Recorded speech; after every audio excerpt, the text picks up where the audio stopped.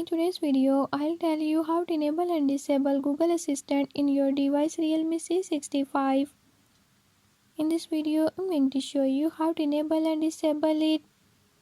Before I start, if you're new to my channel, don't forget to hit the subscribe button and turn on notifications.